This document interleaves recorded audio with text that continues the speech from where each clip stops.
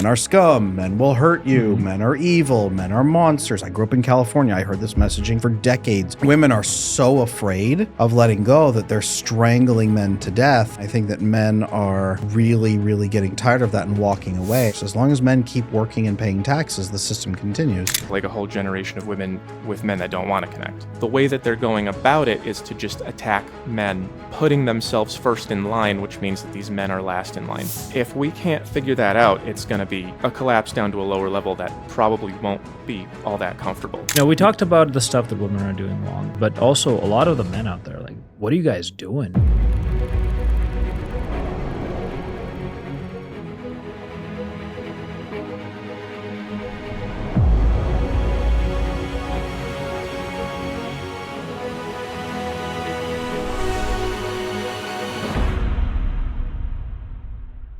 Why is society so broken? Why are men walking away? And why are women so scared? A lot of you guys out there have asked these questions in our comment sections, and we've tried to address them. But you've also asked me to talk to a creator named Hoe Math. We brought him on here today to talk about these challenges, but also to talk about his own attachment journey. And as he has grown from anxious, well, to something else. Hoe Math's material is very controversial online, so a lot of you have been asking for this matchup to see if he and I will rip each other apart. Hoe Math, welcome to the show. What do you usually talk to your audience about? Because I love a lot of the work that you do over here on my side. I've seen quite a bit of it. How would you like to kick this off? Because I think that society and dating is an absolute mess right now, but I think it can be fixed.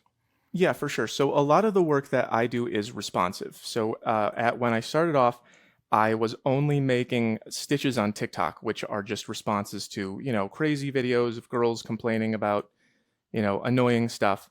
And people would ask me, can you explain this? Can you explain this? Can you explain this? And I did, 8 of those a day or so for a few months until I got popular. Now that I have the audience, I'm able to dig into deeper topics, and I'm using the Aquil integral theory from Ken Wilber to explain different ways of thinking, and I'm applying it to larger sociological phenomenon. And I would summarize what I do as I want to talk about where the world is going in terms of masculinity and femininity, how men and women relate to each other, and how that is a cornerstone of what culture does, and how it's predictive of what culture becomes. So where we're going as people. And, this is an unprecedented time. The world is more connected than ever. We got people flying all over the place and talking to each other instantly on WhatsApp from China. The amount that we are connected right now, what happens in Western dating culture is going to, the patterns that it creates are going to be exported to the rest of the world. And we can see that happening. We see that happening in China and South Korea. South Korea got it really bad. We see it happening in India. It's just America is the culture generator of the world. So if we don't figure this out and start setting a pattern for everyone else, it could cause some real problems that might take millennia to get fixed or could never get fixed. Yeah, South Korea in particular is on the pathway to basically absolute population collapse. They have, if I remember, at the lowest birth rate in the entire world. Japan is not far beyond them. Elon Musk was tweeting about Japan just absolutely collapsing over the next few years. I know their aging population is getting really out of control, and it's just a lot of older people who need care and very, very few younger people able to manage it. Plus, men are checking out at massive rates in their society. Women are delaying, not just delaying, but completely doing away with any and all ideas of marriage or childbirth in any way, shape, or form. It almost looks like they're even ahead of us in some of those destructive patterns. Would you say that, Hoe Math? Yeah, I mean, I haven't looked into it deeply enough. I haven't figured out the South Korea situation in a high enough degree of resolution to talk about it at an expert level. But from what I hear, it sounds like the South Korean men are becoming really, really right-wing compared to everybody else. They're having the strongest reaction of anybody to what's going on. And the whole 4B movement came out of South Korea, which is basically, it's the same thing that they talked about in all those Greek plays from thousands of years ago, where when things get weird, the women just go, well, we're not going to have sex with you or have children with you anymore. and there's a separating of men and women because they can't negotiate what they want from one another and from society. I think that was that Liz Estrada? I think so. Yeah, there was another one called Assembly Women, and I don't know. The idea is that there seems basically to be- if women stop having sex with men, then they can gain control of everything and make the men act civilized is basically the concept. Yeah, if the men simp hard enough, which is, not, I don't think that that's the problem. I don't think that's the issue because I made a recent video called Crisis, where I talk about the maturity crisis. And basically my conclusion is that, so Lawrence Kohlberg studied the development of morals. He studied developmental psychology in morality in particular, and he divided it up into 6 levels. What he found is that the average Western man grows to the 4th level, which he calls law and order morality in adulthood, where they pretty much stay. Most people stay there. And the average woman only grows to the 3rd level, which is good boy, good girl morality. So the good boy, good girl morality has this tone of it that's like, we should do what is nice so that other people are nice. You should, it's like it graduates from the selfish self-interest level where everything is about what I can get for myself to, oh, I can get things for myself better if I'm nice to others. So if I'm nice, then people will be nice back. And when you graduate from that level, you basically are learning, well, sometimes you're nice and people are not nice back. So you have to kind of just lay down the law. You have to have sets of rules and you have to have order. And that's usually the role that men play in society, and the good girl morality is usually the role that women play, which is really good for raising children and being a school teacher and stuff like that. But it's not so good for, international global politics, because you can take all the money and all the power from a powerful nation and be nice to the world with it. And if they're not nice back, then you destroy your civilization. And what's happening right now is that men, because the only option that they have to participate in the market is simping, they are staying at that lower level. Men are not graduating to the law and order morality. And so they're all staying at the good boy level and virtue signaling and doing things that just fundamentally don't work. When you have a maturity problem like that, where people are not growing up, it changes the entire structure of society. The Western world and all of the technology and all of the economic prosperity that we have, that we value, that everything we value is based on a lot of people functioning at that higher level. And if they're not going to do it, then we're not going to keep it. And where do you think that's coming from? Where do I think what's coming from? The lower level of... So this idea that men are coming in and they're basically being intentionally weakened, is this coming from social media? Is this coming from the education side? Where's that coming from?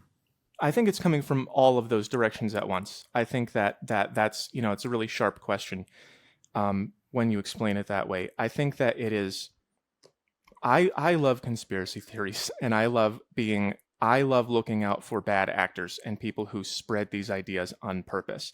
I think that there might be some of that, but I think that a lot of it is just generally the weakness that comes with being spoiled, and people think that the gravy train is never going to stop. They take things for granted. I think Elon Musk said that if you don't make stuff, you can't have stuff. And I think people don't realize that. I think that they think that politics is about sharing snacks. It's about, well, you have more snacks and they have less snacks, so let's just share it and spread it around. And it's like, but you're not listening to the people who are making them, about if you just take all their stuff away and share it, that they're not going to want to keep doing that. So once you have that that established, that you're no longer giving to the creators of value in society what they need to keep creating, it's created this tension between people who are disconnected from that and people who their values rely on it. And it creates, what we're calling a culture war, where there are people who sort of get it that we can't slip into this lower level, and people who think that it's, there are people who like genuinely believe that communism is the solution, despite the fact that we've tried that already. And it leaks into everywhere from that. So whether or not it's coming from a higher level, whether or not there are people sitting around in boardrooms like, how do we make them believe the wrong thing and destroy the country? Because, There are people who do that. I'm sure that there are. I know intelligence agencies have ways that they manipulate societies like that. But whether or not that's where it's coming from, like the origin doesn't necessarily matter, but it comes through media, it comes through education. I remember when I was in college, I was fed all of that stuff and I was taught that that's the next level of thinking, whereas it was actually the previous level. And I would, you know, give fuller answers on my exams and get points off because it's like, oh no, we're not considering any of that as a part of reality. So it's been institutionalized for a really long time. And yeah, it's coming through. Social media makes it, I don't know what's the right word for it, but it's so much more direct and therefore so much more personal and therefore so much more believable. It gets installed so much quicker when you're flipping through TikTok and you see all these things that are the algorithm has designed for you rather than turning on like The Simpsons at 8 p.m. and watching the same thing as everyone else. You're watching your own little thing. So people are getting their beliefs changed in different directions really quickly, which you can see on those charts. I wish I had drawn it beforehand, but you have those charts of like women suddenly getting more liberal and then men getting a little more conservative, except for South Korea, which goes like that. But yeah, it's coming from everywhere all at once. Hey guys, just pause for a second. I know that here on this program, we talk a lot about attachment issues and about fixing them and how great that feels. But I know that a lot of you in the comment sections have told me that you feel overwhelmed and intimidated at the idea of trying to go through and fix your attachment challenges. Some of you are in relationships and you don't know how to help your partner repair their attachment, share their feelings, and be more connected to you in a productive and loving way. For those of you out there who are struggling, I want you to know that we offer a special program designed to work with you on a strict schedule, even if you only have an hour a week. The Attachment Repair Program is designed to help us, all of us certified attachment specialists inside the program, walk with you through your journey on a measured step-by-step process for fixing your attachment issues. This is great for individuals or for couples who are wanting to overcome their attachment issues and never be haunted by those problems ever again. So if you're afraid of rejection, if it's hard to share your needs, and if you're feeling stuck and nothing else has worked, join the Attachment Repair Program today, and let's work together on building a great relationship for the rest of your life. Yeah, it's really interesting for us because we get so many inquiries from the relationship standpoint into Adam, into his coaching practice, into his business. And we had this very strange spike in the last maybe 2 months just before the elections. And then right after the elections, we were running some sales and they're still continuing for him for his services and for courses. But we had a lot of very anxious women coming in, specifically with a lot of what seemed to be kind of irrational kind of fears and complaints in their attachment. All of a sudden, they felt very unsafe, and they were feeling not unsafe with the men, which was a very common narrative we heard before, but they were feeling unsafe in society in general. It's almost like something has shifted, and it was in the last maybe 6 months that this became really apparent, and it drove just piles and piles of people in. I was wondering if that's maybe something that has to do with the general state of the world. Maybe it's something that's having to do with dating trends. I'm kind of curious what you guys think about that. Yeah, sure. So, I mean, do you have any more specifics about like what is it that they're saying they feel unsafe about?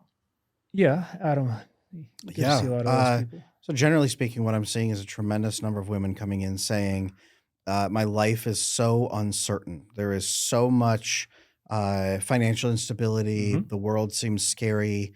Many of the things that classically the masculine men of the tribe, so to speak, of the hunter-gatherers would have been pushing back on, creating insulation against the women in the core of the tribe having to face those Yeah. external threats. So they're feeling just a sense of existential dread is what a lot of women are facing. And it's strange, like, just like you don't find too many atheists in a foxhole, you don't find too many feminists in a social collapse. It's been a very similar phenomenon, and a lot of women are starting to push the common theme I'm hearing on TikTok, for example, is I'm angry because I'm always in my masculine energy Mhm. and men are not in their masculine energy. So I have to be masculine and out masculine him. And that is, to your point earlier, and to your question earlier, Andre, I grew up in California through the public school system, and then I went to college in the school system in California, and it was just endless messaging of boys rule, girls rule, boys are scum. The future is female is the new thing that they've launched at LucasArts and Lucasfilm with Star Wars. It was just this decades of messaging about how men are subhuman scum and Yeah. women are intelligent.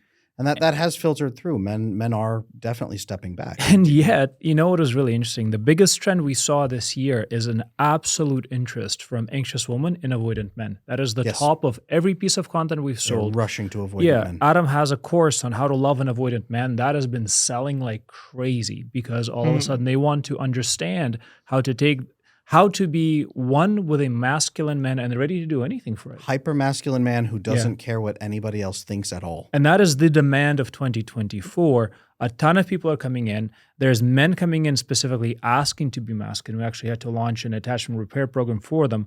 There's women coming in begging to learn how to deal with men so that they don't get triggered by it. And there's almost like this interest in coming back to very traditional role models. Well, they're saying they're interested. So They're they saying, and claim. they're putting the money there. They're trying to do some work. Yeah. I'm eager to see if that trend continues. Hoe Math, I'm curious if you saw what I think some of the research said, which is during this last election cycle, a lot of the young men, the Gen Z and even toward Gen Alphas, I think, they're reporting a hard shift, even here in America, that's matching South Korea of much more traditionalism. And women, they're not into traditionalism, but they did veer. The younger women veered quite a bit away from the more liberal policies and did have a conservative, well, not a conservative bend, but a moderate bend, we should say, toward the middle. They bent toward the middle, men bent toward the Now thing. Yeah, deemed that almost scale that I'm conservative. seeing right there that you're drawing, they did say, I think, in the last few months that has actually slightly improved, I think. You're Correct me seeing if I'm you're wrong. seeing this sort of turnaround. A little bit, where women are turning toward the middle and men are turning a little bit harder, but mostly in the youngest people is what I have seen. Yeah, so that's really interesting. Like the Trump victory just in the last month, I've seen tons and tons of, not like the crazy blue-haired liberal women, but the more normal, moderate ones who have been shifting left for a while. Once they saw that people really didn't want to keep going that direction, it made them reevaluate things. And, when Trump got shot in the ear, whether or not whatever you believe about that, it all seems to kind of be making them a bit more moderate, except for the ones that are already too far gone, which are just continuing to go like this. They're all shaving their heads and whatnot. It would be great to have numbers on that, how many of them are going harder and how many of them are becoming more moderate. But yeah, that's what I would expect to happen when society makes a declaration about like that about where it intends to go. Women are, much more likely to be followers once they hear what are the messages coming to them from every direction. I thought it was really interesting what you said about, you're saying that women are specifically asking how to relate to avoidant men. Was that it? Yep. In particular. Yep.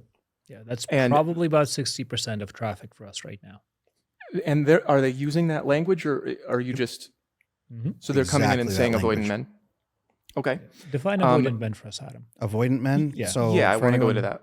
Yeah, for anyone who doesn't know, so attachment styles in a society or in a family where stability is shaken up and you learn early on that people are not likely to work with you in a secure fashion and be connected with you, solve problems collaboratively with you, you can split in one of two ways. There you go, attachment styles. Thank you. With the avoidant attachment style in particular, you tend to believe that other people are unpredictable, arbitrary, unsafe. So you form a protective barrier against other people where you will make decisions on your own. You push back on other people's perception. You might work to look outwardly pleasing, but you don't have low self-esteem. You have decent self-esteem, and you are primarily focused on survival at pretty much any cost. The other flip is anxious attachment, which women tend to have. It's an inferiority complex. It's collapsing into that sort of feeling. Yeah. Okay. So do you think that men are becoming more avoidant, or women are more attracted to avoidant men, or what's causing that shift? What I think is avoidant behavior, it's primarily masculine. And I think that it's an adaptation that humanity has had since the beginning. During hard times, when weak men have created hard times or a catastrophe or whatever it may be, we don't have time to be sympathetic. We don't have time to be sentimental. So we go into an active protective mode where it's almost like a childhood trauma Your sympathetic nervous system is activated. It blocks oxytocin receptors so you don't get emotional, sentimental connection. You become cortisol focused and then dopamine focused to manage that. And it really does turn off your desire to even try to collaborate much with other people. It's a very strong survival benefit. The research shows that it could be an advantageous adaptation also for a group if they're able to ally with an avoidant man, because he's hyper focused on risk and protection. So it's something that activates during societal collapse, during massive problems where everything is falling apart and you can't rely on anyone. And I'm not surprised that women might be seeking out those men, especially if the same women are seeing a shift toward anxious attachment and they're feeling the collapse. They're feeling that I saw a meme the other day that said, ladies, it's time to ask yourself if your man is warlord material for the post-apocalyptic fall. We're getting there. We're getting there. Yeah, I've been seeing some of that myself. And I'm feeling that. So the way that you're describing it is really spot on with like, I've seen myself make that shift.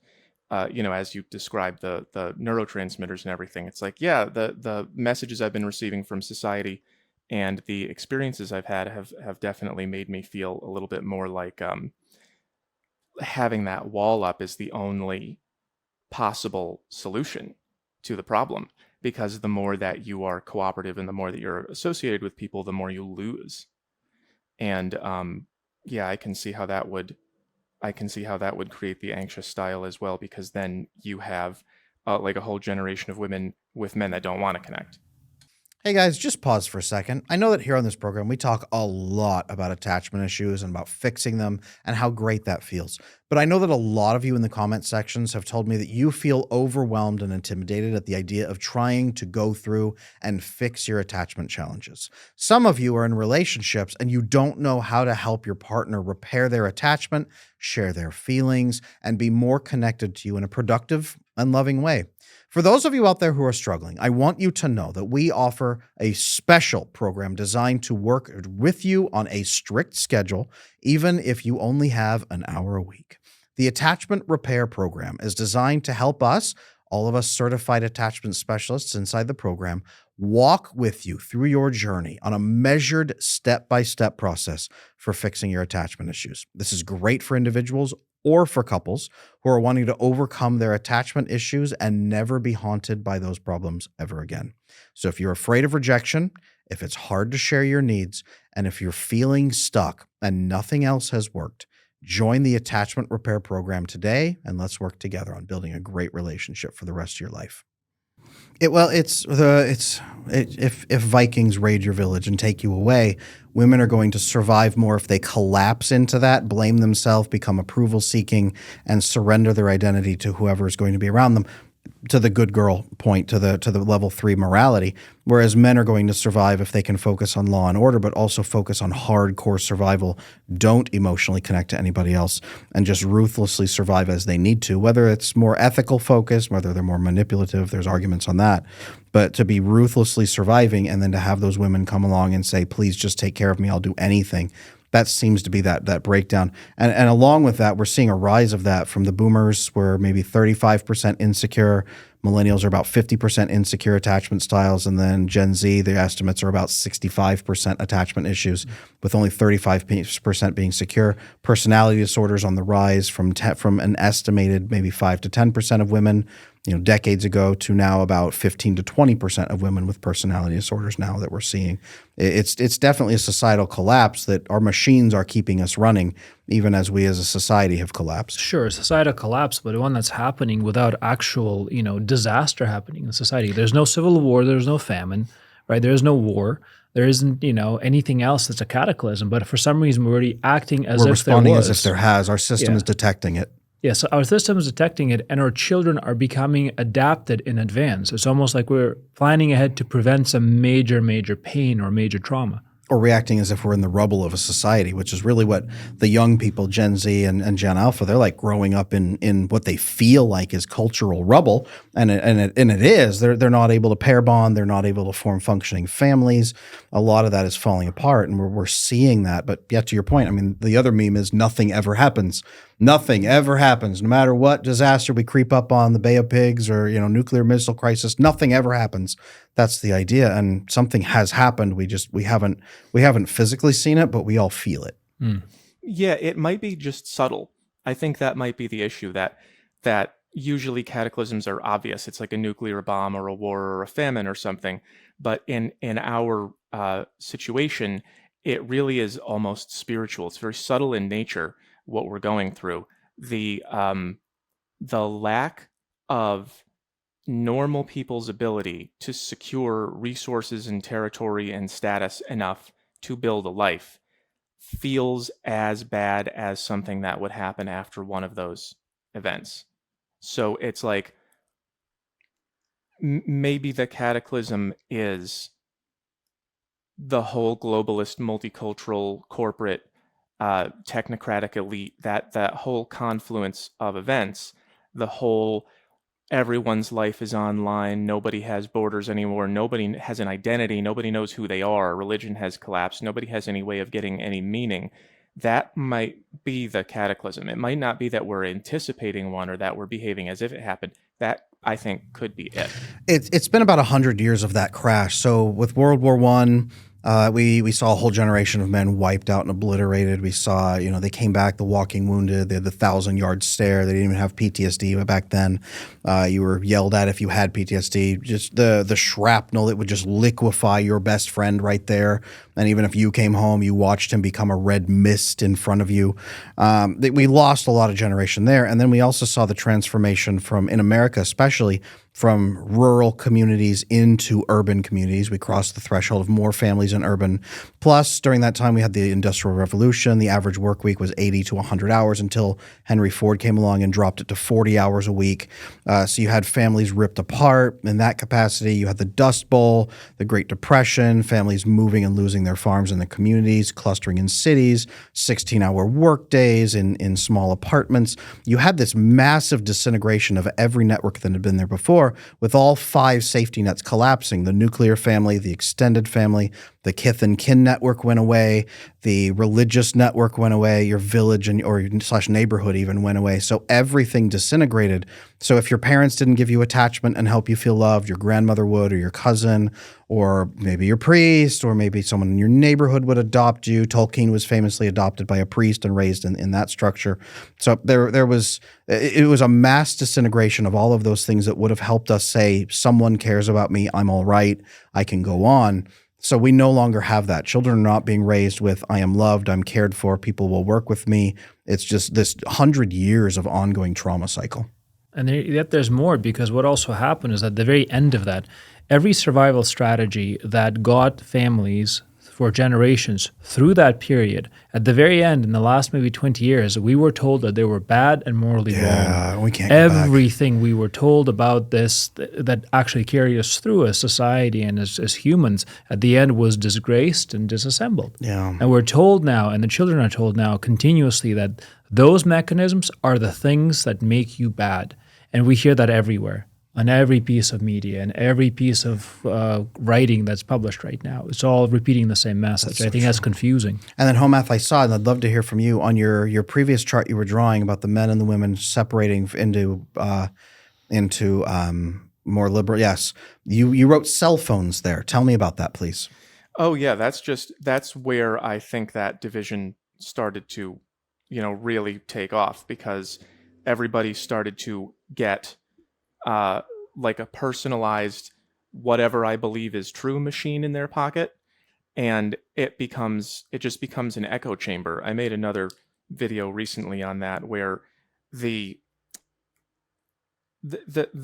a girl who I'll pull it out in a moment, but there's a girl who makes a few mistakes setting up a date and then reaches out to the hive mind for reinforcement that she's right and perfect and beautiful, and it was only the man who did anything wrong.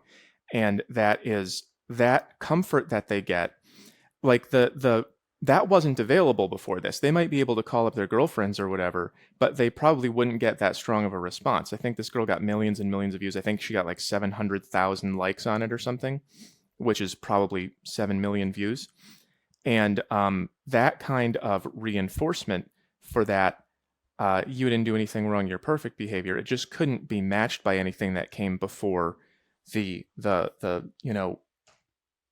support machine in your pocket. That's so true. In 2007, we saw, I think, the real launch of the iPhone, and we see this explosion of teenage depression, of extreme loneliness, of a collapse of reports of happiness.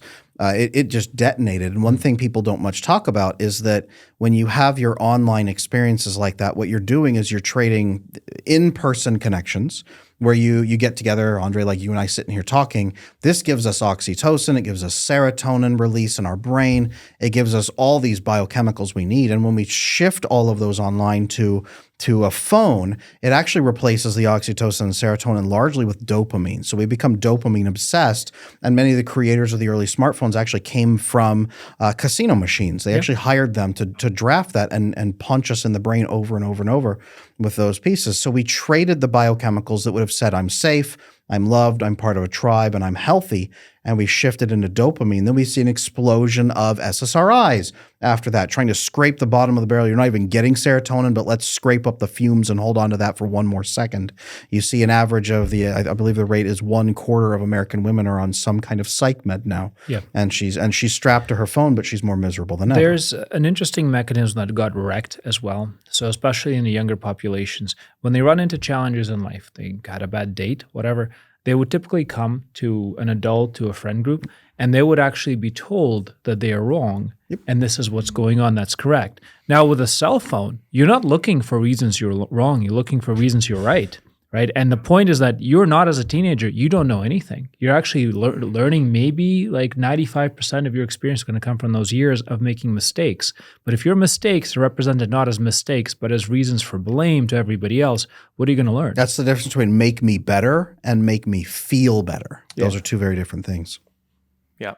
That's, I don't know if you guys saw the video or anybody watching right now, but basically the girl and the guy, get the app and they make their profiles. She puts up her pictures. The guy gets the wrong idea about what she looks like. He leaves the date really early, and then she goes and cries to TikTok for support. And I just drew these little things for the hive mind. They've created this culture here where there's always a place to go as long as you have the phone, that you can be told that men are always wrong and women are always right. And you've just got this endless supply of validation that, as you said, like these women don't actually care about her. They just want to tell her that she's perfect so that she will join the hive mind and tell them that they're perfect. They just want those neurotransmitters. They just want that reward mechanism that's going to keep them in their beliefs. And we're not actually capable of caring about more than 150 people maximum. And that's the absolute upper limit. So this idea that we suddenly care about somebody because we saw them in a video once, we care about the way it makes us feel. We want to, and I've seen this danger, a lot of women validate behavior online that they wouldn't want to be criticized for. They validate other women and celebrate their behavior so that if they in turn do something or get exposed, they won't be punished for it because it's now normal. I have seen that with quite a few online interactions. Yeah, that's kind of sort of the centerpiece of what I am of the message that I'm trying to get out, is that once a society develops to this level 6, this understand level, they sort of start to break down everything that came before it. So they want for everybody to be valid and equal and equitable. And in order to do that, you have to kind of artificially boost some people and artificially tear down other people. And that means getting rid of all of the conventions that society has developed to put people in the places that they're supposed to be, to teach them what they're supposed to think. There's no supposed to up here. This is all you're valid. I posted a video to Twitter recently of a little girl throwing a temper tantrum in a grocery store and throwing all the food all over the place and everything. And they were letting her do it. And they were saying, let her express her feelings.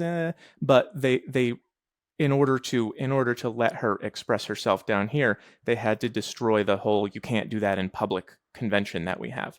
And that's what the hive mind and the cell phones are doing. They're circumventing what you just said about how people would tell her, hey, maybe some of this stuff you did was not smart, and maybe you could make a different choice in the future. Your village is now 7 billion people, and they don't have your best interests at heart. They want to feel good for a moment.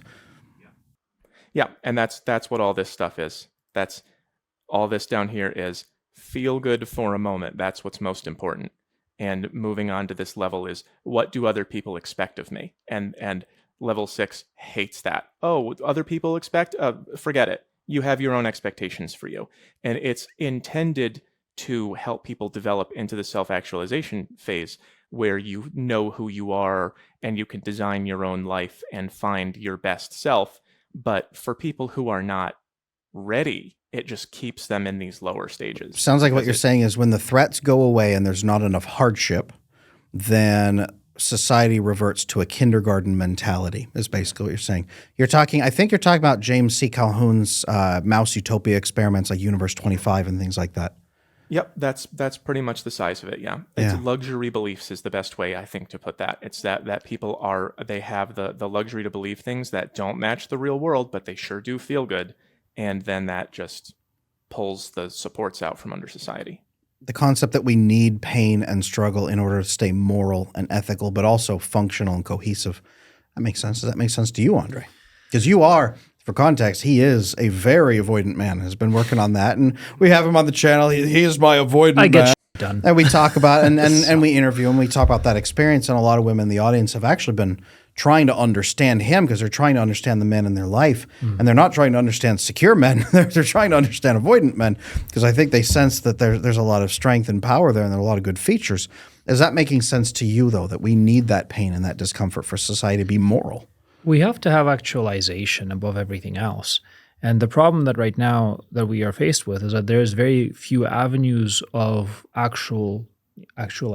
You cannot go anywhere. You cannot do anything without there being some overbearing control over how you must feel, act, and be in the completion of it. So there's a few fields that are still open. That's why a lot of avoidant guys go into tech, sales, finance, engineering, right, and entrepreneurship. Even the military, which used to be the apex of avoidant men, is now being kind of significantly undermined in a lot of its practices and traditions. Is now turning much more about feelings, and it's not doing a lot of those guys a lot of good from what I hear down the grapevine. Perhaps I'm wrong, but it's what I heard. Well, we'll find out when that military goes up against an actual military. Which might be very soon with what's happening in the world right now, and that's not a joke, right? It's not a joke. I'm Eastern European, and I've spent a lot of time there, and I know the mentality they have is very different. You were born in Moscow. Yeah. You grew up in Ukraine. Yep. You experienced the fall of the Soviet Union. Yep. You experience horrific conditions of people. I think you've told me stories about people eating cats to survive. They're not that bad. You've been through that. Then you moved into North America, and now you're watching us kind of follow the same foolish patterns, but willingly this time. Yeah, it's mostly willingly. It's intentionally. At this point, I remember when I was growing up, the number one job that women desired was prostitution. It was considered to be the apex of society. As a girl, you wanted to grow up and be a prostitute. Between 1993 and 1996, that was it. And you know what happened after? About 99, 2000s came. First of all, there was a huge segmentation of men that went into crime, like horrendous, mafia movies, crime. That all happened. That was all true. And then there was this big rollback, and then religion made a comeback, and a lot of more masculine values started getting more popular in society. Why? What happened? Well, because it turns out that when all the women turn into prostitutes and the men start running around killing each other, it's not very safe for your kids. So when it turns out that, imagine this. Imagine that you are a mafia boss in, early, 90s in Moscow, say. And you make all your money and, you sleep around with all the women and you're the apex of society. And then you marry and have a kid. And then your kid starts growing up and you have to send him or her to school in a tank. And, when they go for a walk, there have to be 15 armed guards, right? And then on their birthday, somebody tries to blow you up. And then you say, that's not what I wanted. This was a disaster. And then you say, we've got to change this. And this is kind of what happened with them, was that they decided to change their society because that happened. And now there's a whole different spin on it. And I had the same feeling. My wife and I grew up and lived in California. Don't hold it against me. She grew up in the Midwest, so when it was time to have kids, we both agreed we are not doing this in California. They'll get taken away from us by the state. They'll get shot. They'll get whatever. So we moved to the upper Midwest, Wisconsin, and we started having kids. And then something horrible happened, right? We had the extreme riots in Minneapolis on one side of us and then extreme riots in Kenosha on the other side of us. And we were now sandwiched in between burning cities and people killing each other. And I remember in my brain thinking like, I'm going to have to protect my family from people coming to kill us. And I remember having that thought. I remember my wife coming to me and telling me she was having that thought. And I remember us making plans. What will we do? What will we do to take care of our family? I remember that whole period. It was rough. Is that why you told me not to walk in the cornfields? That's a minefield. Well, it might be. Don't go there, Andre. It might be. But I remember like working together with my friends even and like, okay, what will we do if this and this and this? We talked about guarding our church with rifles. We talked about all kinds of things. But that's tell me how it starts. Tell me in that capacity, Andre, because I want to hear this. Who made the first move in that capacity, moving transitionally over to a healthy society for families? Was it men or women who made the move and started pushing society in a better direction?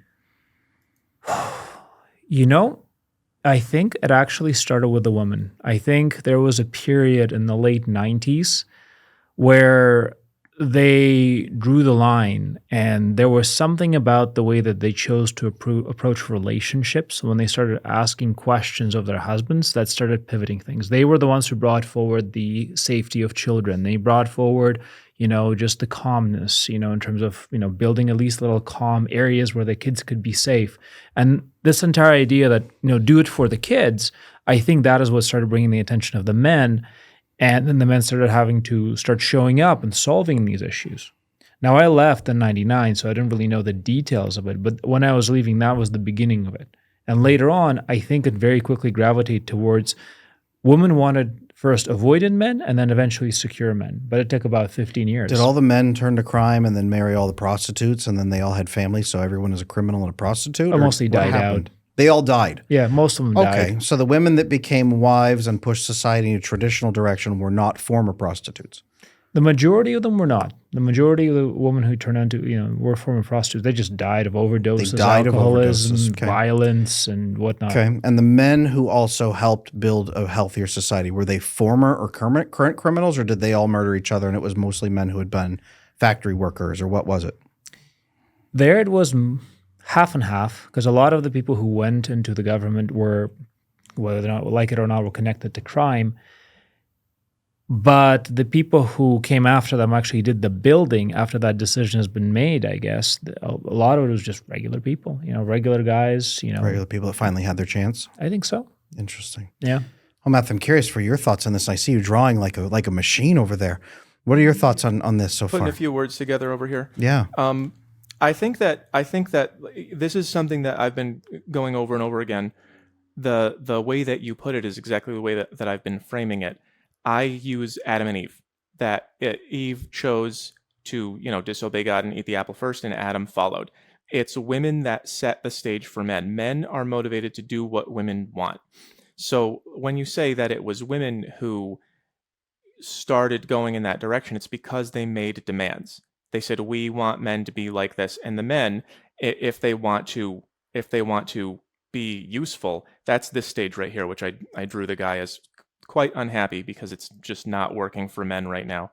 It's doing what's asked of you means just taking out a lot of burden and not getting anything for it. That's why men are staying in the Peter Pan stage, because they just, well, if I have to go through here, I'm just going to pay all my money in taxes for programs for other people and get nothing, and everyone's going to call me a demon, and that prevents them from graduating to this stage. And that the problem is that this is what women are requesting right now, that we haven't gotten to the stage where they're asking for more wholesome things. They're saying, I want to be a girl boss and go to Dubai and everything, and that's going to cost you. Yeah, but that's juvenile, right? So the reason why, when I was in Russia and Eastern Europe, in Ukraine too, the reason why they're asking for things is because they had kids they needed to take care of. So this entire idea of take me to Dubai, it was repulsive to them because it's what all the prostitutes were doing. So they kind of went down that path, and then some of the women stayed, but the ones who didn't, They flipped back and they said, no, I want a home. I want you home for the kids. I want you to not get shot. I want you to bring food so we can have dinner together. And I'm going to hit you in the head with a pan until you give it to me, Now, which truly happened. 2 points I want to make here. One, it sounds like what we're talking about is like the 4B movement in South Korea is trying to replicate this and drive men. But and here in America, the very, very feminist shaved head kind of women are trying to do 4B, and no one cares because no one wants to sleep with those women. So they're trying to mimic that on a small scale, but mostly just the angriest women that no one seems to want. So number one, it's when the healthy, loving women start doing it that it actually matters. But number two, Andre, for that, I'm curious about this because a lot of American women are having children, but they're turning to the government as their husband. But at what age are they having children? Oh, all over the place. A lot of them are at 16 still. Some, not as many. Some are older, but they have so many governmental safety nets that they're pulling from. As Hoe Math is showing there, the average single man is now becoming a caregiver through taxes for the women, the single kids. Did the women in that scenario, did they have social nets where people were paying through welfare? Or did they have to rely on No them? welfare. There was a lot of family connection and there was a lot of kind of personal responsibility. It was still a big focus that a man must provide. So that value in society has not fallen. So the safety net in America is preventing that effect from activating. When you have no choice and you have no food and you know that in order to get food, you're going to go and fight some dudes in the street as you try to sell whatever it is you're trying to sell or work wherever you're going to work. That's not a female job. They did not succeed in that role. Right. So it's just not how it works. So until women have no choice and the government is not their husband, then they will turn to actual husbands to protect them is what it's sounding like you're suggesting. That's how it played out then. Do you think it's going to play out differently here, Hoe Math? I'm kind of curious. I'm curious, Hoe Math. What are your thoughts there? Yeah, I'm not sure how it's going to play out, but I know what'll happen if they don't change what they're doing. The development of society through these levels. When we got here to this stage, everybody started demanding equality, and the equality that they demanded had to be paid for by somebody, which means that they don't want to provide it. This is why everything's getting more difficult. It's one of the major reasons why everything's getting more difficult. If we don't figure out a way to get past that, to take the box off that guy's back, we're not going to be able to graduate to the next stage in society. We're just going to collapse down to a lower one. This is what I think, I would wish Rudyard was here. My friend, What If Alt Hist, he knows more about how this has happened in history than me, but my impression is that when people get here, usually the demands for equality that ends up, making everybody live like a child, it usually involves a collapse. And this is most visible in the Muslim world, where they used to have a more open and free society. And for, I think it's been hundreds of years, maybe more than 1,000 years, that they have been, as a part of their religion, as a part of their society, denying women rights because they don't want to get back here and deal with this again. So there's some kind of trick that we have to pull to not collapse and instead make it to the next stage of society. But it's very difficult to convince women and, liberals, they're simps basically. It's very difficult to convince them that the way forward is not through entitlement to these things.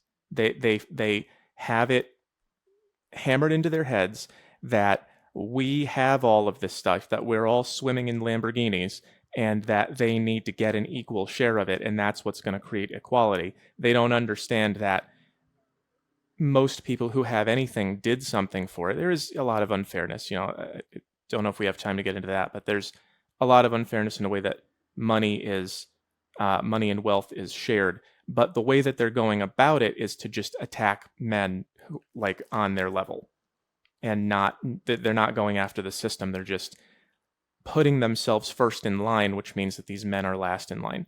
If we can't figure that out, it's going to be a collapse down to a lower level that probably won't be all that comfortable. Yeah, your society either gets invaded and taken over by a stronger society, or you experience such an overwhelming collapse that everyone dies, and you go back to hard living and barely surviving, where you then revert to those features.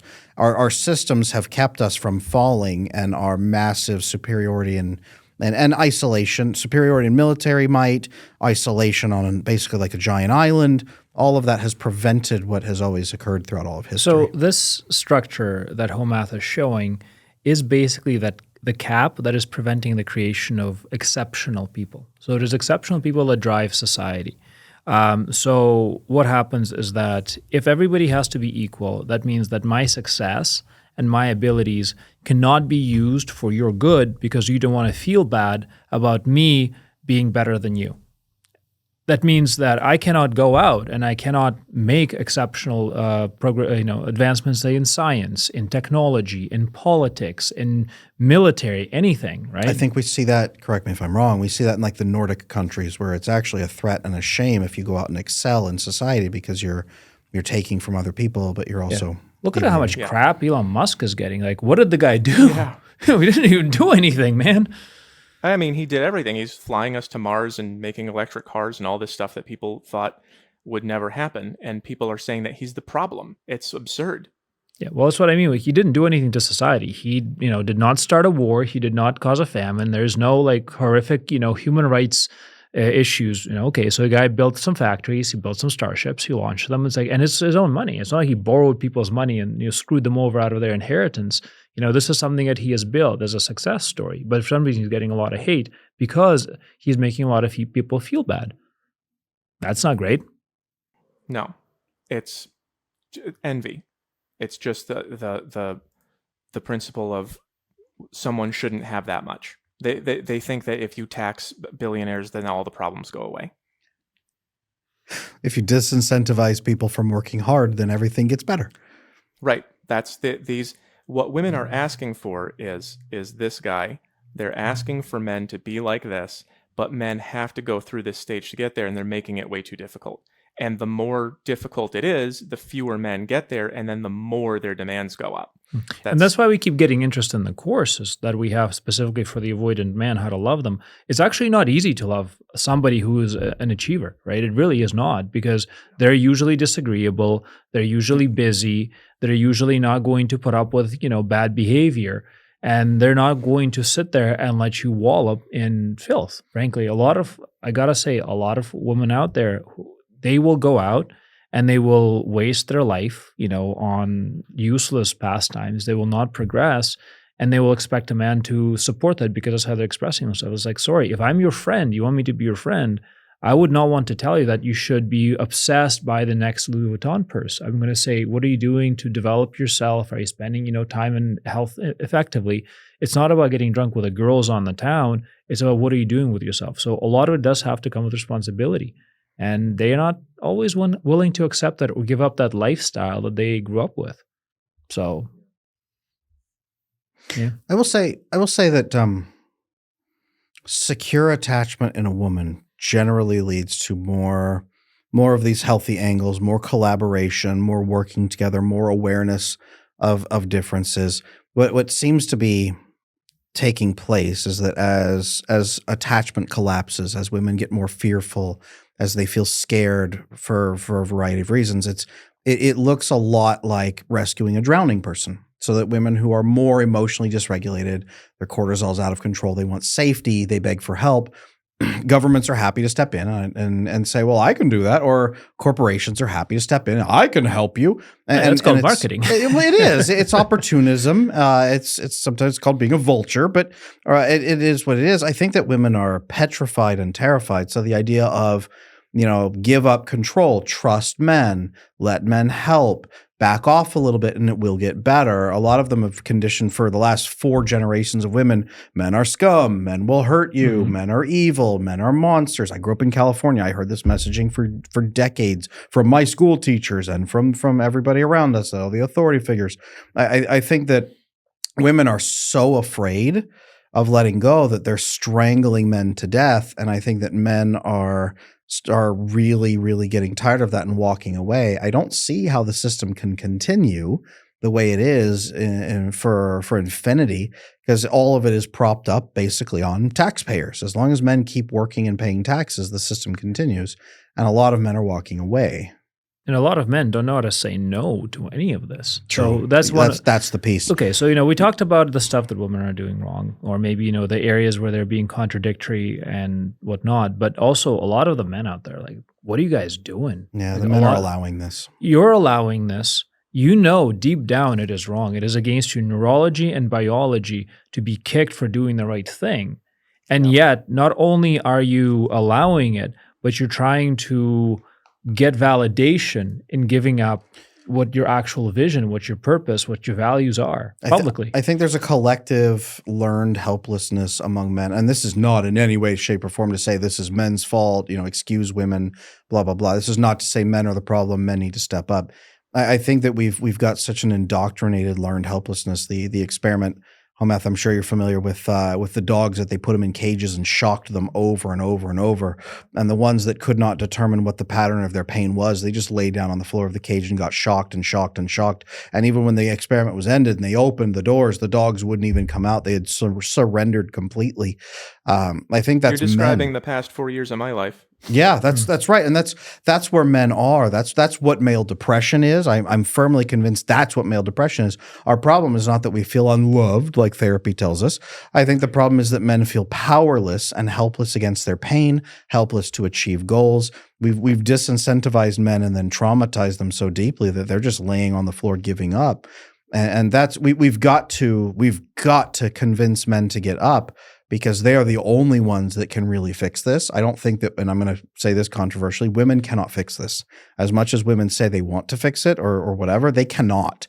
Only men they can can fix do this. is ask for the right things. Yes, they Men can have to deliver it. The feminine is supposed to drop the handkerchief and propose the challenge. The masculine rises to the challenge and kills the dragon. And we've got a generation of men that don't even know that they can kill dragons. Sound like Jordan Peterson there about the killing of the dragons. Well, I mean, it's the quest. That is the quest. Beowulf is classic for a reason. So is Gilgamesh. But you're supposed to go on the hero's journey, and so many men are laying on the floor giving up. It's not their fault, but we do need to get these men up. Do either of you gentlemen have any ideas about how to get these men up? Because nothing will improve until they do. The avoidant men are getting up, but they're avoidant. Short of systemic change, the only idea that I have is I launched an app recently called SelfMax that is intended to it asks you about yourself, so it understands who you are, it evaluates your level of thinking and whatnot, and it asks you what you want out of life, and it gives you suggestions and then helps you track them. So it uses AI to do that. And my suggestion is, because I just really quickly want to go over that everything that you just described is happening because I use this red arrow to symbolize effort. Basically, it's the spiritual property of eros. You want something and you pursue it. It could be I want a car, or I want to be the next Andrew Tate, or I want a girlfriend, or whatever it is that I want. The more of it that men do, the more of it gets taken away and put into things that they don't like. Like when I have to pay taxes, one of the most miserable times of my life. Even though I'm making a lot of money right now, the amount that they're taking away from me and putting into things that I don't even want happening, it makes me not want to do it at all. It makes me not want to get up and work. I would be happy to pay taxes if it went into systems that gave me a world I wanted to live in, but it's doing exactly the opposite. It's creating things that I don't want in my country. It's taking my rights away. It's just tearing everything down. There's so much fraud and corruption. So men are so tired of that happening that they don't want to go through this phase of even trying. And sometimes I tell men to just stop playing video games and get good at something. And their reaction is, well, that's just going to put me here. Why bother getting good at anything?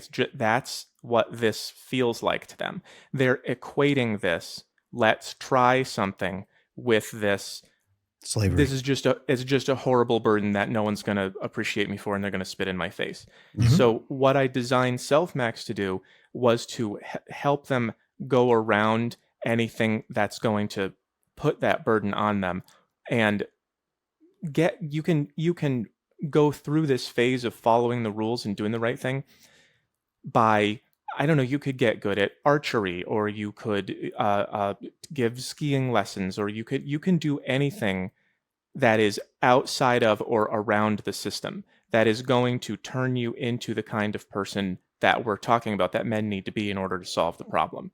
So I'm trying to, because I can't do anything to affect this systemic change so that we're not doing this to men anymore, but I am trying to show them that there are plenty of things you can do to get here without getting this put on your back. And you might not be rich, you might not be able to get into the corporate world and succeed, but if you can do something that shows that you have self-mastery, it will move us past this to the point where maybe we can get the power to change the systemic problem. So it sounds like there's 3 changes then that are already happening. One is men who cannot make systemic change. So they're going completely around the systemic change and doing other things to prepare themselves to become men who can endure, grow, and build families, right? Which is good, going completely around the circumstance. That's the outside. homesteading. That's the homesteading idea, basically, yes. What you're talking about there with your app, that's awesome. The second piece is men going through the system. And I know some of the men pushing through the system, trying to do political things, trying to change the system as much as they humanly can. Seeing with the election recently was a transition back in some ways for some of that. We're seeing maybe some systemic changing, but it's going to have to happen on a local level, not just a big national level as well. Otherwise, nothing changes. And the third element is men who are going through that, who are muscling through the factory blue collar man who's just pushing through and also enhancing himself on the side, doing a side hustle, who's growing. He's kind of combining both elements. And he's going through, he's got the box on his back, but he's building his strength so he can endure it harder. And maybe he's connecting with other men, building tribal networks, building connections with people that can help him bear that burden in a different way and be clever, find not loopholes, but ways to be smarter and to thrive anyway inside the system. It's a hard path and not everyone can do that. And I don't think most men, well, I want to say this carefully. I don't think that we're going to get through this without some eggs being broken. I think there's going to be a lot of men that don't make it through this meat grinder. And I don't say that with any kind of joy in my heart at all. I think that these are 3 very hard paths, and we've reached a hard place where it's going to take some very hard things that we're going to have to go through. But there's 3 things happening right now, and I think we should all take some encouragement from that. So I can make this one comment and say, when I was working with Jordan Peterson, there was one piece of advice that showed us tremendous results, and really I think was one of the big things one of the big ways in which he impacted the world. And he said, if you can't do something, take the smallest possible step and do it anyways. Like if you want to do 100%, at least take 1% step, 2% step, and keep doing that so that you can prove to yourself that something is possible. So number 1, figure out a direction. If you don't want to learn archery, go for walks. If you don't want to go for walks, go to the gym, go somewhere, go 1 day a week, go at least, do at least something. So that's the first step. But the second step, there are many people out there who can give you a vision for what it is that you want. If you want to be a marketer, if you want to be a construction worker, you want to be a fitness trainer, if you want to be a salesperson, you want to be a programmer, there's many people who are actually manifesting themselves online, so you can actually go and see what they're like and imagine a possibility where this is possible. And then the third way, ultimately, is just a question of repetition. What you're trying to do is you're trying to learn a skill. So I remember when we were doing Jordan's shows, we would get hundreds, if not thousands, of blue-collar people, just dudes rolling into our shows dressed in suits, ready, attentive, with notes, and they were so interested in being able to learn not just what it's going to take for them to be better, but to see an example of how somebody else can think and act. So the reason why people are carrying that box is because they actually put themselves in that box, especially men. They lock themselves away in a tiny little box where there is no possible escape when there's a huge world outside of them. When I was living in Canada and COVID happened, there was a mass exodus of talent.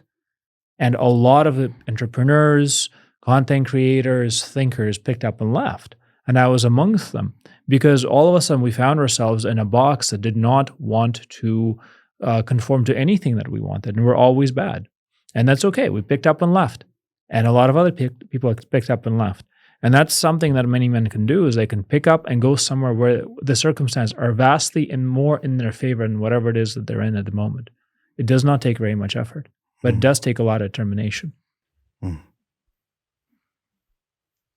I see some more doodles. Yeah, he's drawing fast. I know. They're just scribbles.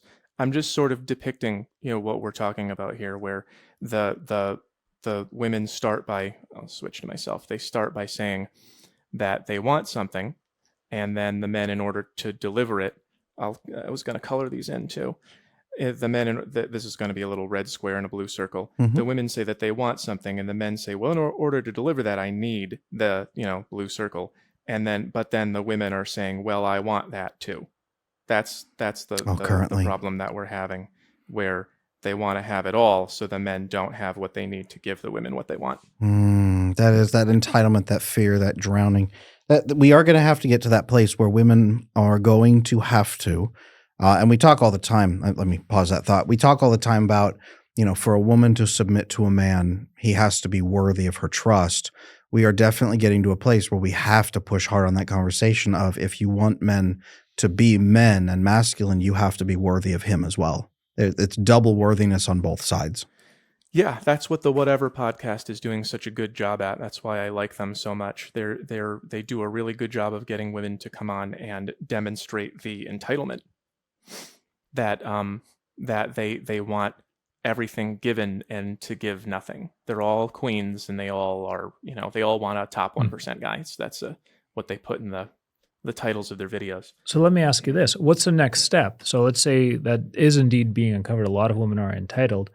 What happens after? Let's say if you did, expose the fact that this is a major, major issue in society, and it truly is. What do you tell a woman who goes on to the Whatever podcast and, says what she says? How do you get her better? You don't say anything to get them better. You can't do that, because even if you have one of those like feminist destroyed, even if you have one of those videos where you really tell her what for, she's just going to go home and keep her same values later. It's show, don't tell is the principle. So rather than telling them what they need to do, which they're never going to listen to, I don't know if you've ever tried to get anyone to listen to something they don't want to listen to. It does not happen.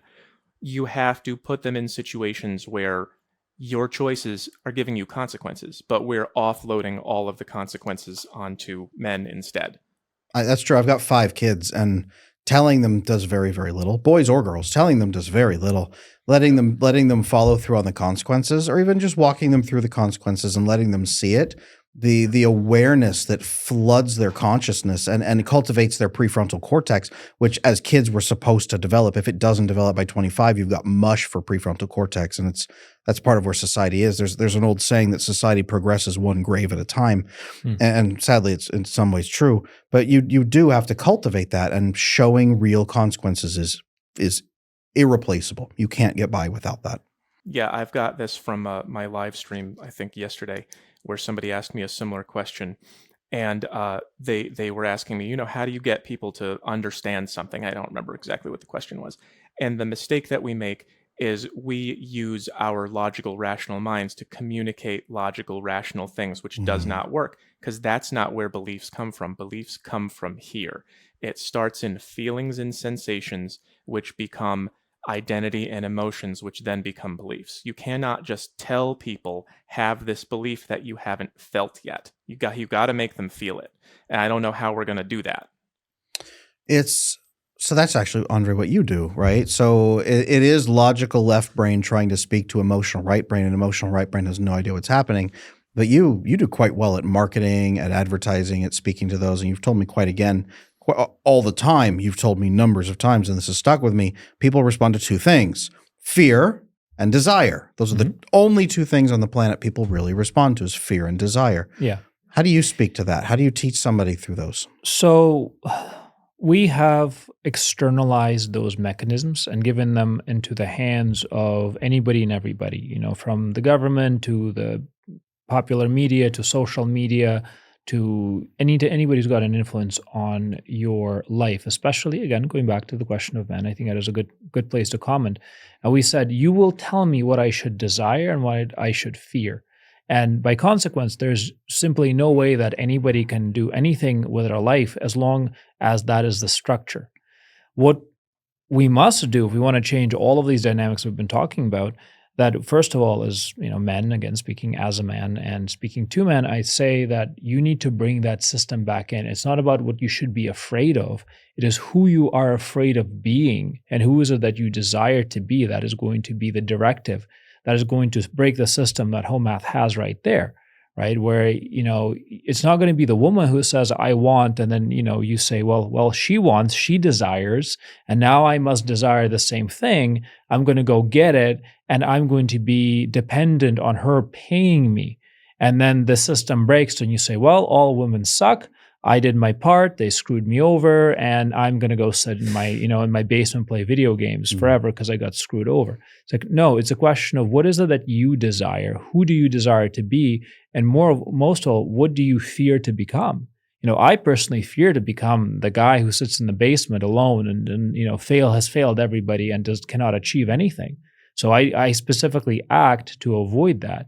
And I think as a lot more people kind of get into the mentality that it's they who decide what they become, and they have the ability to control what their life is going to look like through their definition of their own fears and definition of their own desires, that might change a lot of things. I think our answer actually is found in a play written 500 years ago by William Shakespeare called The Taming of the Shrew. And in this play, right, and Hoe Math is already laughing.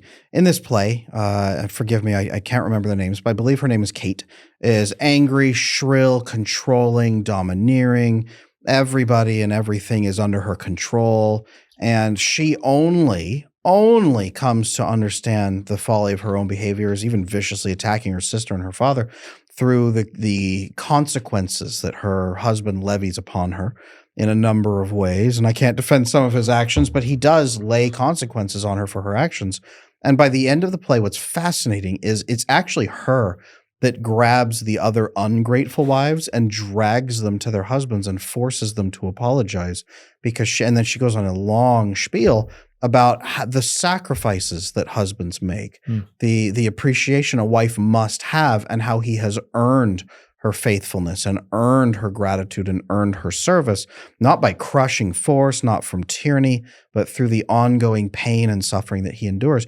I think that's what society is also waiting for, is women, the good women, the genuinely good-hearted women out there who want that love, who want that intimacy, and who are appalled at the behavior of other women. When those women get up and say something and do something and drown out the entitled, angry, selfish women with personality disorders at 15 to 20%, when the good women have enough, I think that's where a lot of this begins to change.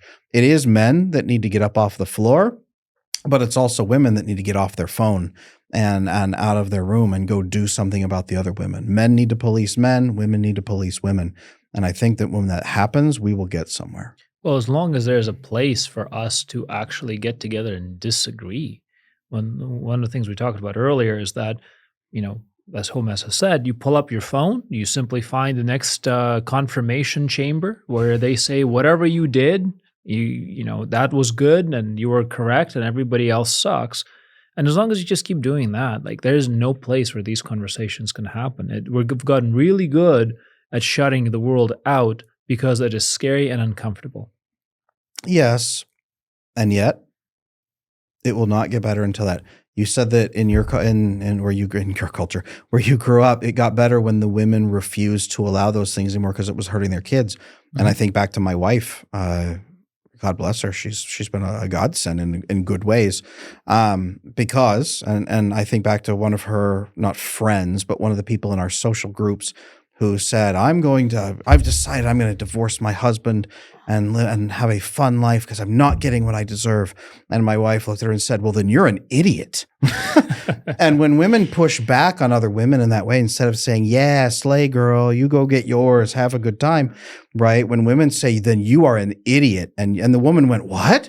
And she said, you are the reason none of us can be happy. You're going to destroy your kids. And then she said, yeah, I don't want to be around you anymore. She would not be around that woman anymore. She didn't want her around our kids.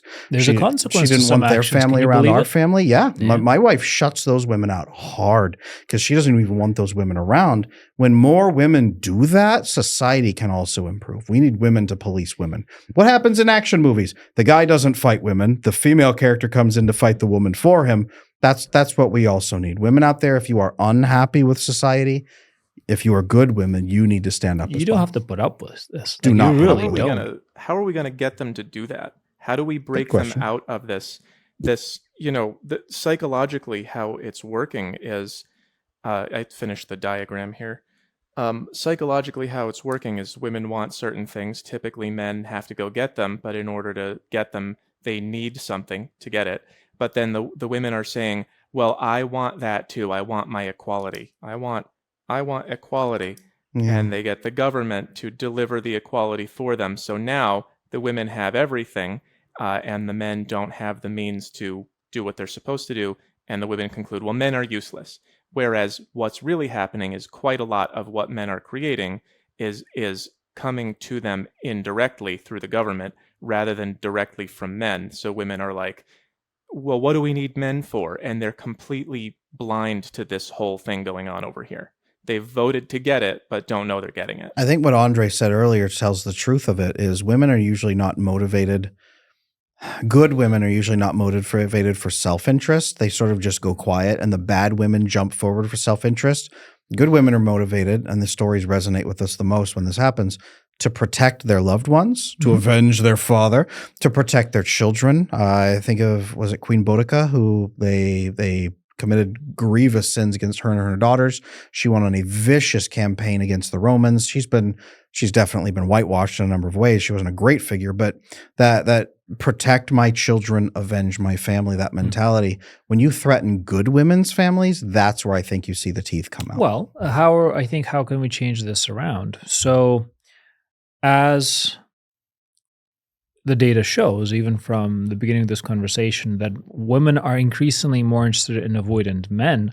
Why? Because they are more valuable to them as partners True. and husbands. They're more sexually attractive and they're more interesting.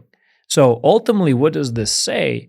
It says that if you want to change society, all we have to do is simply create more of those men who are securely attached, and they're going to start flocking on because they're going to look at we're seeing this in Gen Z and Gen Alpha now. And they have some of the lowest rates of sexual encounters across all teenagehoods, across all young numbers, because many of those men, they've been brought up with the wrong impressions. And they're not even beliefs, they're not even structures because they're so young, they're just the wrong impressions and they're still figuring this out. I still have a lot of faith in that group of people because they have not yet had the chance to learn what life is really like. And they've been living in a bubble, a very pink bubble. And I think that's going to blow up soon. And when it blows up, there's going to be a shock. Sorry, guys. And then a lot of them are going to turn what's going to be more avoidant so that later on they can turn more secure. Yeah. Now, the women will be simply not pursuing men who are overly anxious. That's just a massive turnoff. Every single female who has been brought on this podcast, and we've interviewed many, when we asked them, how do you feel about anxious men? They go, ugh. Yeah, it's instant revulsion. Yep. That's the friend zone. Yep. So men are going to the men who hack the system and realize that they can be at least avoidant and at best secure are going to succeed. And Adam has actually a great course called the Attachment Bootcamp, specifically teaching you how to go independently from avoidant or anxious or disorganized to secure. And that's been selling like crazy, but that's been selling like crazy mostly to men. So men are trying to buy the course to learn how to be secure and high value to the women who are learning how to at least be able to manage avoidant men because they can't find the secure ones. So this is already happening behind the scenes and it's very grassroots because it's instinctive. There is nothing that can teach a woman that an anxious man is attractive. And you can dress him up in whatever you want, which is what they did in South Korea. They made a lot of anxious men. And in Japan, I've been to Japan and I walk through the streets and I'm like, man, you guys are freaked out. The men are freaked out. And that was all until it was really interesting. I was in the streets of, I believe, Kyoto, just kind of walking down, and I see two older gentlemen decide to get into a fight. And one guy, they were drunk, like belligerently, and they started like ripping off their clothes, and instantly, like a crowd of women. There must have been about 200 women materialize and like edge them on. Well, this one guy is like, rips off his shirt, and he picks up a bicycle and starts chasing the other guy. And as the other guy trips and falls into the crowd, they pick him up, they dust him off, and push him back in to see how it goes. It was phenomenal. And that was attractive to them. Not all the guys who were dressed up and like slicked back and clean shaven. It was like two dudes just beating the crap out of each other with a bicycle was the show of the night. That's how it works. That's what women are looking for, to be honest. Yep, they're looking for the bad boy stuff. We don't have it because we kind of get punished for having it. You go to prison. Yeah, for sure. Daniel Penny. He did the right thing, and he's, it's not looking good for him. I'm hoping to develop this a little bit more to get into more of what you're talking about, the showing men how to develop what I call bad boy points or bad boy traits, because it is very sensitive, and you can get in a lot of trouble and end up going to prison for doing the right thing and for being a man, even though women are asking men to be men. But there are a lot of things that you can do that will trigger that feeling in women, that you're, the more that you have these things to show and then show them off, the less you are going to appear anxious. The more that you have to offer, the less you're going to be worried that someone's going to like it. And it's the development of these traits that I think men have to focus on. I think that's the only thing they can do without systemic change. Yeah, it's really, I've tried to break it down as simply as I can. Masculinity it must be born from personal sovereignty and self-discipline, self-control in every way. You can't be controlled by others. You can't even be controlled by your own emotions. Total personal sovereignty. But that's a juvenile version of masculinity, which is what avoidant attachment style really shows, is juvenile masculinity, the swaggering Andrew Tates of the world. But even that is better than anxiously attached men who have no masculinity at all. It's effeminacy, the inappropriate presence of feminine traits where there should be masculine traits. They're not even feminine, they're effeminate. So when you have avoidant masculinity, it's at least the juvenile version. It's better than nothing. The secure masculinity really is what as you showed, what we're prevented from reaching, because secure masculinity finds its fulfillment in service to others, not by collapsing your personal sovereignty. You have to maintain personal sovereignty, but also become service to others. Legacy, the next generation, your family, your nation, even the king is in service to his people. But service through sovereignty is really the culmination of masculinity. And yes, we are utterly blocked in many ways from reaching that. A lot of men, most men are blocked from that. Even from the initial stages, men are too scared to reach out and build personal sovereignty. Yeah, personal sovereignty by disconnecting from others is what a lot of us, it's the only thing that a lot of us can get, because this would be personal sovereignty through support by others. So this is like the good king who his people love him. If you try to do that now, people don't like it very much, which is why you have to go avoidant. You have to disconnect. You got to disappear in order to protect whatever your kingdom is. Do the Andrew Tate thing. Yeah, I'm just do my own thing, and if people don't like it, I cut them off. And I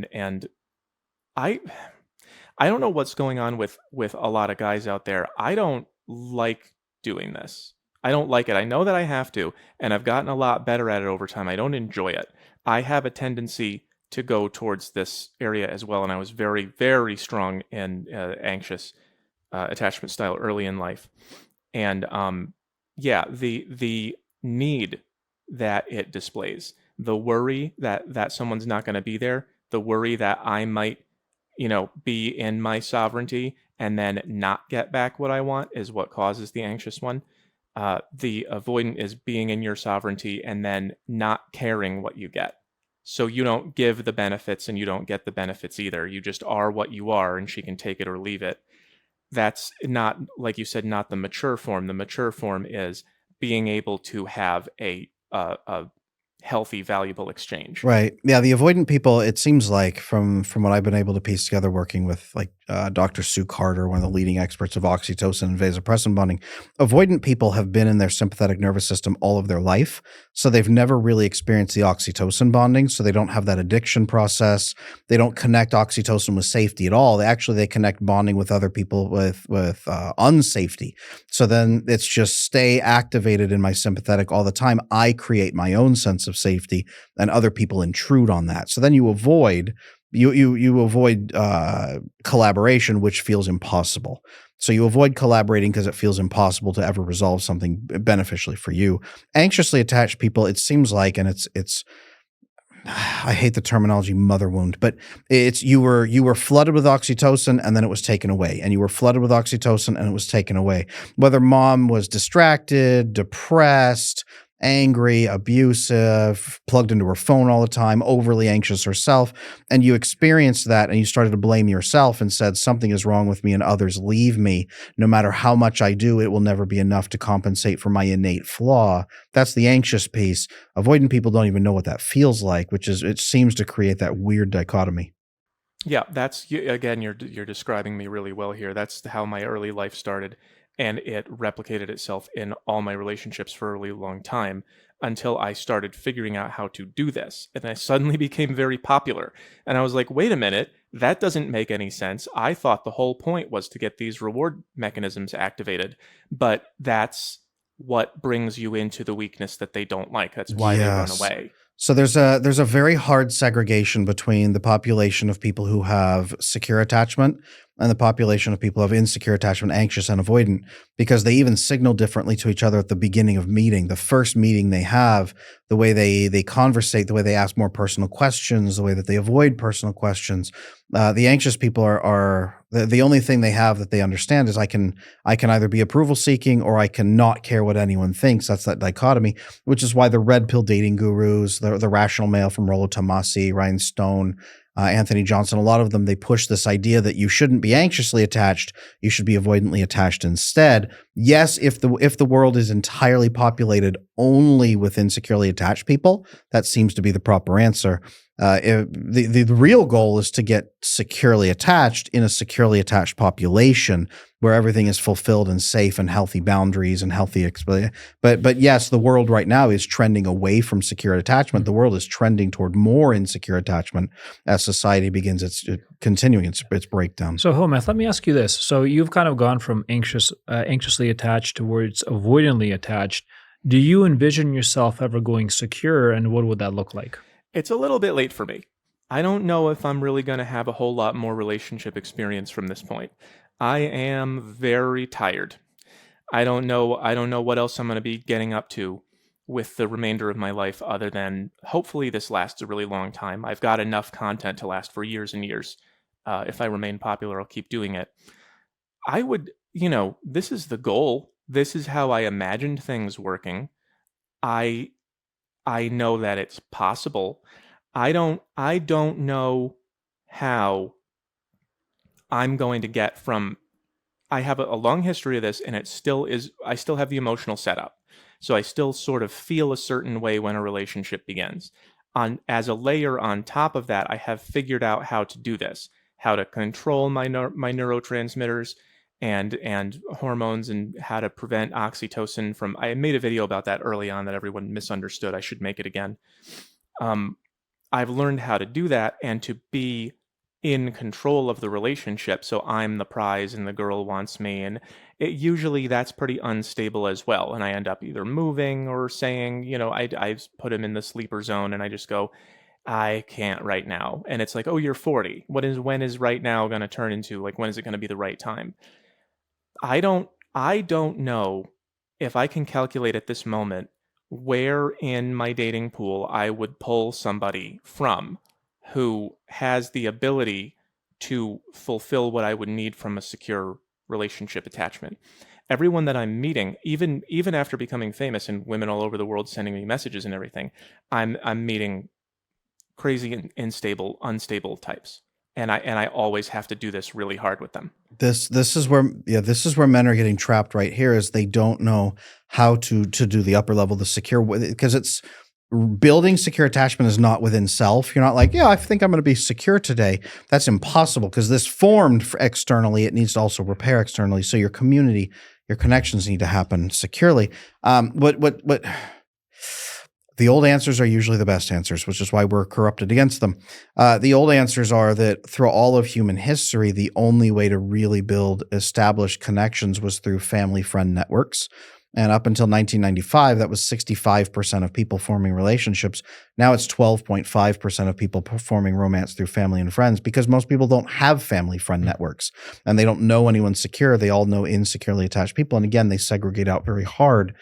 Typically, what I have seen work for most of my clients who work with me, the guys that do this and the women who do this, is building secure relationships with people who are growth-minded, and I hate that term, but it's the only term we have, growth-minded, self-aware, shutting off that self-serving tendency, actually becoming more secure in their relationships, and they are in enough pain that they say, no more, I am going to start acting differently, and they force themselves to act secure in their relationships, and by doing that with enough friends, then they foster the secure attachment first. Then those networks often will bring them a partner who's more healthy and securely attached.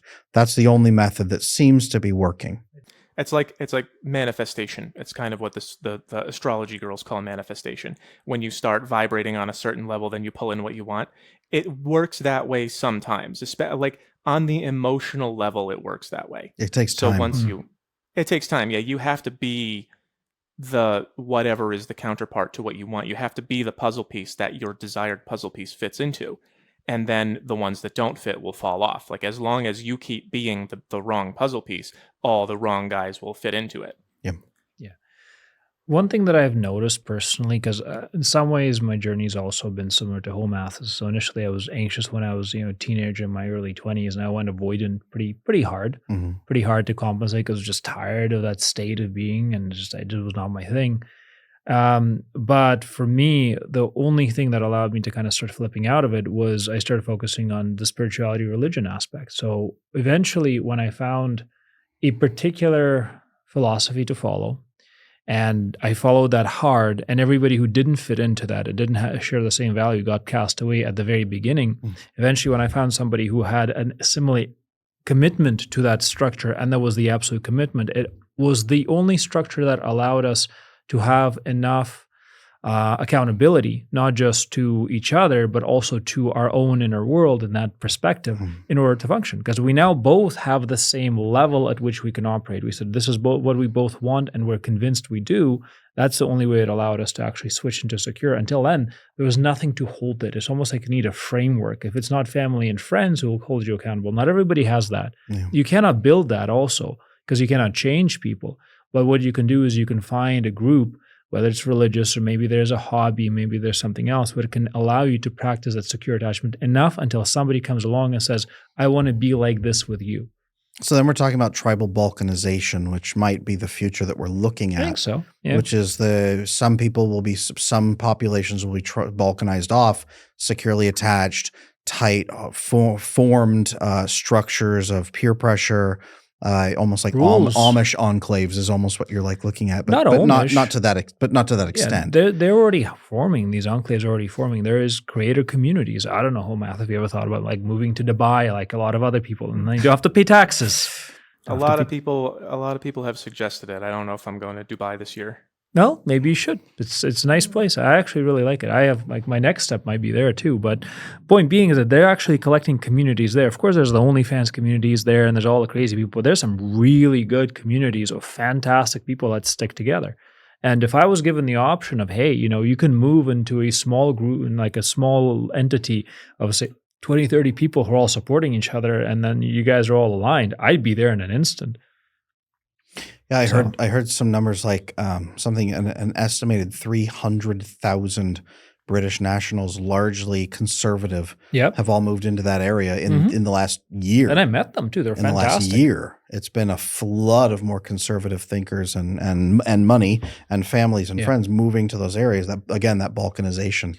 Yeah, they're bailing out of where they come from. Exactly. Yeah. So Hoe Math, basically my story was that when I started kind of my whole attachment journey, I was just finishing a divorce, which was in the middle of a divorce, which ended about 6 months after that, which was a mess, but had to happen. And I started working with Adam. It took me 2.5 years to prepare for a relationship because I had to work through all those skills, right? But where we were ready and the match happened, they started coming into play. A lot of times it's just pre-training and preparing, and it's like really setting yourself up for success. when that time comes. It's a bit of an opportunistic experience.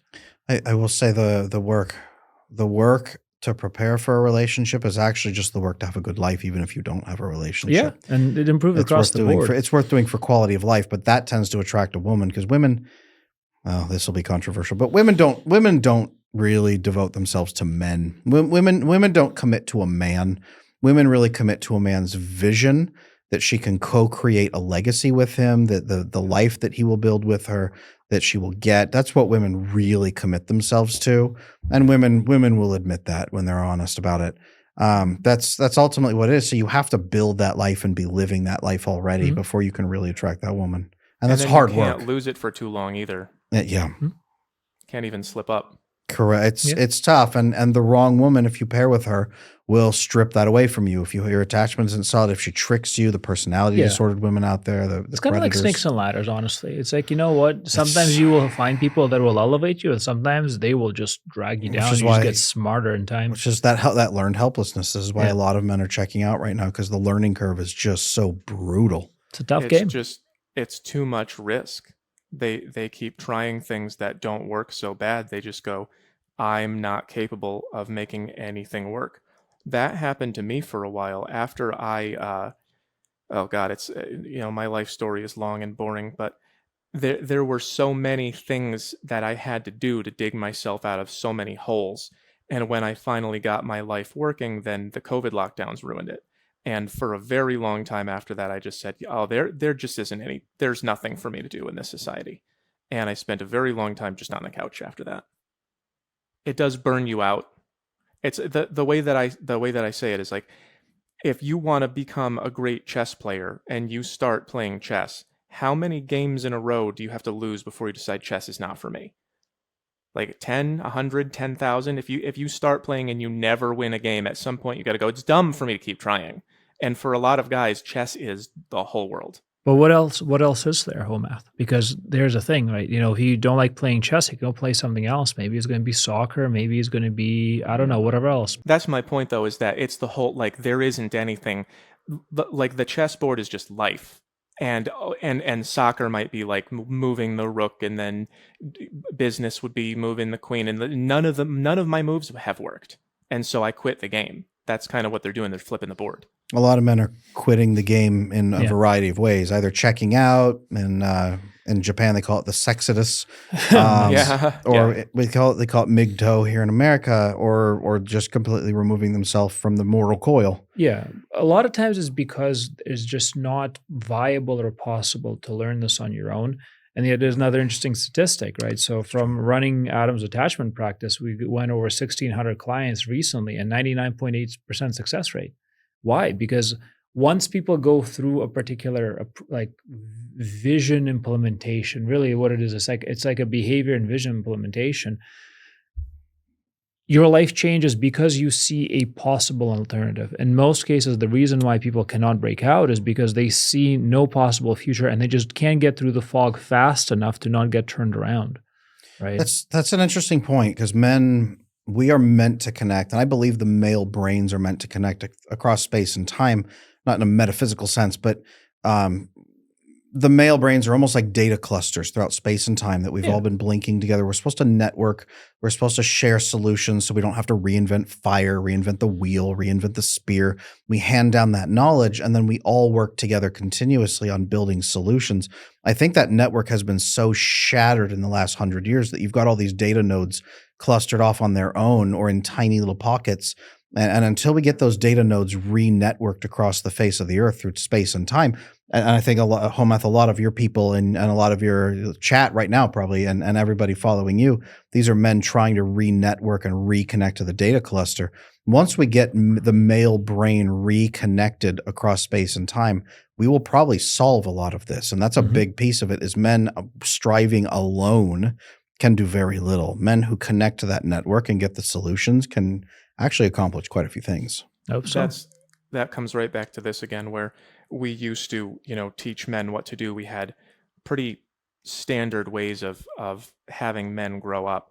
I read a book, God, I can't remember. It was like King, Warrior, Magician, Lover, I think. And they were talking about that there are in a lot of societies, especially in their earlier development, they have a ritual that is a very hard line between boyhood and adulthood. We don't have anything like that. What we're telling men, and this is again what happened in my life when I was trying to move through these stages up to the higher ones. I kept asking people when I was here, what do I do? What am I supposed to do? Where am I supposed to live? How am I supposed to? And everyone spoke to me from up here and said, you can do whatever you want. You can figure out, you can be whatever you want to be. You can be your true self. And it's not the right level of relationship to have with people who are not figuring things out yet. There needs to be a structure of handing down the knowledge of how to work in the world. I remember when I was trying to rent an apartment for the first time, I kept asking my parents how much I'm supposed to pay for an apartment. And they said, whoa, it's up to you. And my point is, I don't know anything, but you do. You understand the world and I don't. Can you help me? And no one's doing that, which is why they're stuck at the bottom. I think we are doing that. I mean, you with your network and people learning from you, us, our podcast. I think that men and women are reaching out, and we're finally reconnecting and coming out the other end. I think that people are desperate for that information. The phones that originally broke us, helped break us, I think we're reconnecting. People are looking for content creators who are curators of information. They join networks. They're learning. I think that nature is healing. There's still people breaking us. So we need to do away with perhaps not. I don't mean that in that way, but we need to reduce the number of bad actors who are acting against, and then increase the number of good actors who are facilitating that healthy growth. It's a curation, right? Ultimately, we need to start curating again towards what is definitely bad, definitively good in our society. And first, at least some predominant, number of people has to agree on it. And then we just have to say, no, that's not for us, right? This is the wrong piece. This is the wrong piece. And the art of saying no is the biggest art that we've lost. Yeah. And that's one thing that we're going to have to regain. So I think we're all going to go through our avoidant attachment, which is the art of saying no, just so that over time you can learn the art of saying yes again. And that's, I think, where we're going to end up. Evolutionary psychology is pretty clear that there's a good and bad, there's a right and wrong, there's a normal and an abnormal. Psychology as a field has been twisted Male and to female. Psychology has been twisted now to say, well, nothing is ever normal, everything is okay, and everything is wonderful. And we need to get back to the actual functional roots of existence. Like ultimately, evolution doesn't care what we think. No. Neither does biology. There's a right and wrong. Neither does physics. Right. Everything it is works or it doesn't. Exactly. Miyamoto Musashi said, reality will not bend to your will. You can either bend to it or break. Correct. Something along those lines. And you can either kneel to it or die. And that's the truth. We need enough people saying, that's wrong, that's evil, get away from me, right? We need more of that. Exactly. All right. We are doing that. We do that with our work, but I'm hoping that at some point we can begin to institutionalize it, because this is what we have institutionalized right now, is that dissolution that comes at this level, to be whatever and be yourself, and they're not learning anything. I would love to see media and education start to teach kids these things. Like fighting the system is very hard, and when the system's against you, it is brutal and grueling. Hopefully at some point we can begin shifting the system to work for us. And we'll start by, what we're doing now, right? What you guys are doing now through your channels and your platforms is you guys are collecting knowledge, and that knowledge now is always infinitely accessible. It's not going to disappear anywhere because there's so many copies that exist.